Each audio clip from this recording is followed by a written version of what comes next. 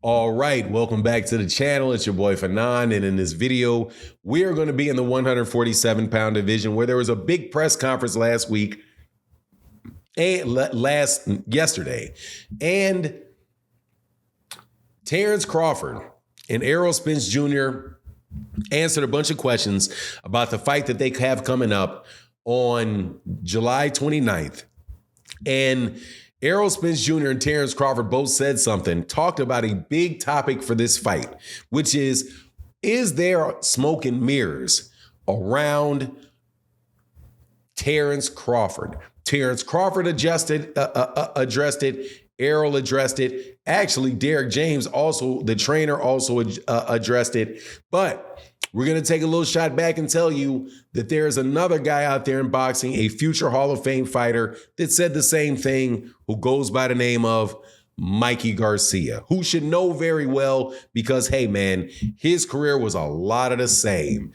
Now, let's talk about that in this video.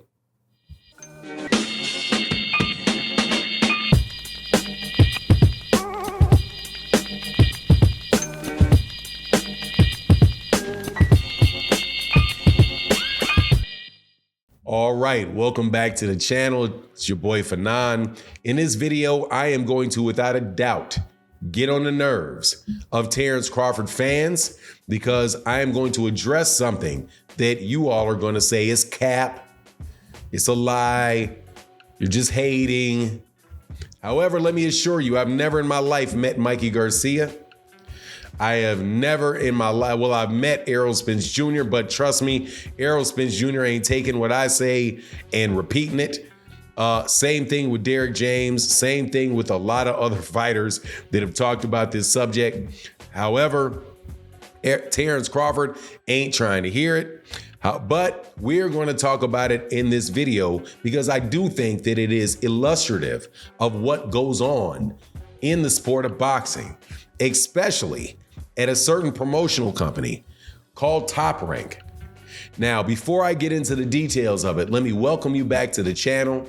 If you are a longtime subscriber and a supporter, or a new subscriber and supporter of the channel, thank you so much for your continued support. And thank you to everybody that sponsors videos like this through the super chat, through the cash super thanks that is available in this video. Right down by the join button and the like button is a little $sign that allows you to sponsor videos like this. Don't expect any Terence Crawford fans to be doing that, but it is what it is, man. Look, it is what it is. So let's get into this. All right, there's something called matchmaking in boxing. And what a matchmaker does, the job of a matchmaker is to put together and organize fights. They are, and when I say put together and organize fights, it can mean the specific part I'm talking about. It is getting this fighter and this fighter to fight one another because they think that it will be a good, entertaining fight for boxing, right? So if you ever wondered, why is this guy fighting that guy? How did that happen? Well, there was a matchmaker involved. The matchmaker typically works for the promoter. So Bob Arum says his job as the head of Top Rank is to make sure that his fights, his company are signing good fighters, making big fights, selling tickets to fights, getting the fights on television, doing that whole kind of big thing. But people like Brad Goodman, who is, I do believe, a Hall of Fame matchmaker, his job is to look at the fights, the fighters themselves, and say, okay, who should be fighting who?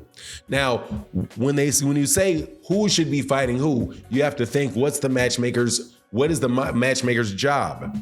Well, the matchmaker's job is to, first of all, put a fighter in there. They have their main fighter, the guy that's selling the tickets, the big name, to put them in there with somebody that is an entertaining fight that will not beat them, but will make them look good enough so that it was an exciting fight and you can grow their name, right? So, for example, if you have a young up and coming prospect who is a gold medalist in the Olympics, when he turns pro, they are more than likely not going to immediately put him in with a top five guy in that division, because they need to see, first of all, they need to build that particular fighter's name to the point where people are interested in him. And they need to see what he likes, what he doesn't like. They need to see, get him in there with fights where he can see certain things, maybe see some southpaws, see, some come forward fighters, see some slick counterpuncher fighters to see how he can deal with that while they're growing their name, and they build the fighter like that. Once they get to a championship level, though, they will also some promotional companies keep doing it. And that is what Errol Spence Jr. is saying when he's saying that Terence Crawford's career is smoke and mirrors and Top Rank is smoke and mirrors. They're basically saying that what they've done is that they have carefully selected opponents when Terence Crawford was with him to make Terence Crawford look good. Now, this is something that has been co-signed by Mikey Garcia, who said several years ago that Terence Crawford is an excellent fighter, but Terence Crawford has throughout his career had taken fights with guys that when he got in the ring, they knew that they were going to win.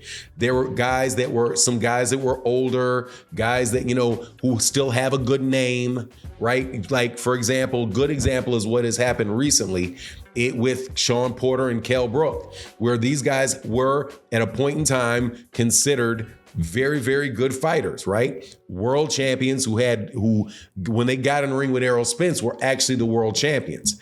Now, if you think, for example, though, that just like I told you with the scenario where you had a young prospect, right? And you're not going to put a young Errol Spence Jr. right when he turns pro into the ring with Marcus Maidana. You're not going to do it because you need to make sure that he is developed. Like Derek James said, a fighter is developed up and to be able to deal with and build him to the point where he can deal with that big moment, right? And that's what Derek James said that they did with Errol Spence. They took him from scenario to scenario to scenario and got him to the point and developed him to the point where he was ready to fight for championships. Now, think that arc where you're going up and you're getting to that point. Well, guess what that arc does? That arc will go down too. It's an arc. You go up and you go down, just like any other professional career that you have. You go up and you go down. At this point in time, many people say LeBron James is not a top 10 player in the NBA. There was years and years and years where he was right here, right up at the top, right? And then, so Michael Jordan, same thing. Went up, came down. You're going to see that in every single solitary sport for every single solitary athlete. And quite honestly, you're going to see that in every single solitary person, in every single solitary profession, that arc. So the question is, at what point in that arc did Terence Crawford get these guys? Did he get them when they were on their way up, when they were at their peak, or when they were on their way down? The answer with Sean Porter and Kell Brook was clearly on their way down. Some people, however, their arc never gets up here. Their arc can just be down here. So it doesn't matter whether they're at their peak or not. They're never going to beat this guy because he's just a much better fighter. So what Mikey Garcia is saying and what Errol Spence Jr. is saying is that's the type of stuff that goes on at Top Rank. And you can see that in Top Rank, period. Look at how many fighters of these up and coming fighters that they've had now that you've been seeing for years that still haven't fought anybody that looks like they could beat them. A bunch of them, most of them, right? People complain about Shakur Stevenson for that reason. But say, well, who did he fight? He fought Yushina. Who did he fight before that, right? Now, I don't have sometimes they do it with an Oscar Valdez fight. I thought Oscar Valdez a very solid fight, right? However, it happened with Teofimo Lopez too, and George Kambosos was one of them, right? George Kambosos was one of them. It just went wrong, right? So Terence, if you look at Terence Crawford's career, almost all, except for like the first 10 fights or so, and the last one were all with Top Rank, and Top Rank was not trying to feed him to any particular person. Number one, they didn't have a fighter good enough to beat him, but I would suspect that if at a stage in his career that they felt that somebody like a Josh Taylor actually could beat him, that would be the fight that they made, but they would make sure that Terence was a little bit over that hump before they gave it to Josh Taylor, right? So when they're saying matchmaking, that's what they're saying. And here's the thing: it's obvious that that's the case with Terence Crawford. They do not do that with the PBC and Showtime, because number one, the PBC is not a promotional outfit. Number two, they have a different model with Showtime and them of making the best fights they can. And you regularly see these young fighters that they're promoting wind up falling off because they put them in there with like, man, how in the world did you put him in here with him? You knew this guy was not going to win that fight, right? Very, very few examples of the PBC of that taking place. And Errol Spence Jr. is most definitely one of those examples, because if you were trying to make him and trying to grow him and make him look good, you wouldn't give him Danny Garcia coming off of a 2-year layoff in a major car accident. You wouldn't give it to him. You know what I mean? If that was what you're trying to do to get him a belt, you would not send him over there to the UK to go fight Kell Brook in his backyard. No, the difference between Top Rank and PBC is that these guys over here, hey man, they give you the fights, you gotta win the fight. You know what I mean? Over there at Top Rank, they're gonna give you 3, 4, 5, 6 years as long as they feel like they're getting the budget that they need to get from ESPN. Those guys, they're not making tough fights over there for those guys. And that is one of the concerns for Terence Crawford heading into this fight. But now let me tell you what I'd say, and I will continue to say, that just because change smoke and mirrors to like a maze of smoke and mirrors. Just because there's a maze of smoke and mirrors doesn't mean that there ain't a beast at the center of it. It is going to be a six-headed hydra sitting in the middle of that maze. You may actually walk up into it and, man, this dude is what he is. You know what I mean?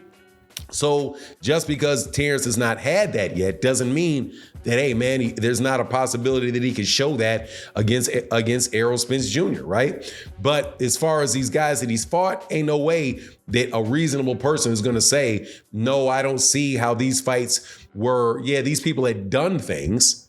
You know, they had done things. But what kind of fighter are they really at the time that he fought him? But anyway, that's my take on the matter. You let me know what you think in the comment section. And with that, I'm out. Peace.